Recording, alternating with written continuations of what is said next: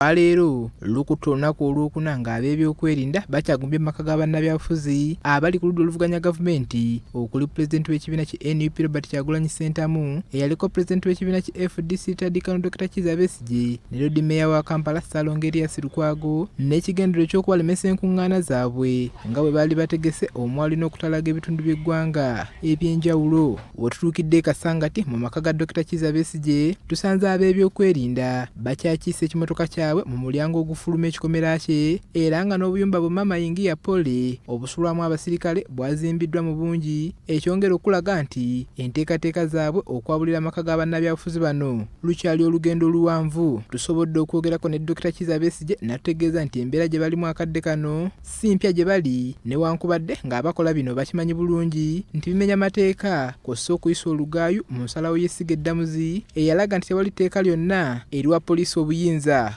okubasibira ewaka. Tebamenya bumenyi mateeka balinyirira n'ensalawo ya kooti mu bye bakola.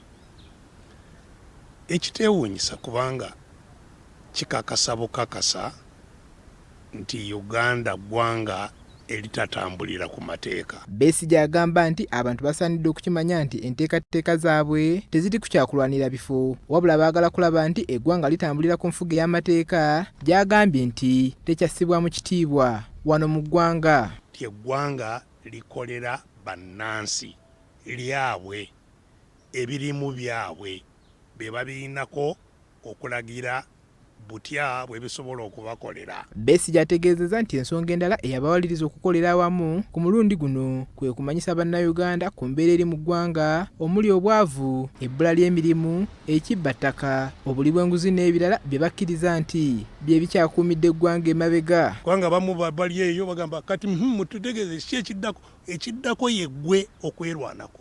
Buli omu ayina kwerwanako. Nga juuzi bwe twagambye nti ekkubo lyo bwe libanga fu situka olage nti wano wafu. Kyokka Besigye agamba nti ekyaba ebyokwerinda okubasibira mu maka gaabwe kizingamiza nnyo enteekateeka zaabwe ez'okutalaga ebitundu by'eggwanga eby'enjawulo era olunaku lw'enkya baakuddukira mu kkooti ewalirize gavumenti okuggya abasirikale baayo mu maka gaabwe. Enkya era tuddayo mu kkooti tugambe nti bali abamenyi b'amateeka baabano bakyaliwo. So kati bwe kimala okutegeerekeka nti baliwo mu bumenyi bw'amateeka awo tusobola n'okugenda ne mu nsi endala zonna. Wabula Besigye aweze nti singa kkooti tebayamba waakuwalirizibwa okukozesa amakubo amalala afulume amaka ge nga bw'azaatero kikola. Tebasobola kunziyiza okugenda wabweru bwe mba njagadde. Nakati bwe njagala mu ddakiika 10 nja kuba mu kibuga. Bano tebalina ngeri ki. So bye bakola byonna bakwata ebitakyasoboka kukwatibwa. N'okutuusa kati tekinnamanyikwa ddi ab'ebyokwerinda lwe bagenda kwabulira amaka ga bannabyabufuzi bano kubanga buli lukya ebyokwerinda byongera okunywezebwa mu maka gaabwe nga ye pulezidenti wa NUP Robert Kyagulanyi Ssentamu akadde kano aliira ku nsiko era ab'ebyokwerinda bamuwenja buyiso bamuzeeyo mu maka ge gye yatoloka. Paul Bakabulindi, BBS Telefayina ageesigika.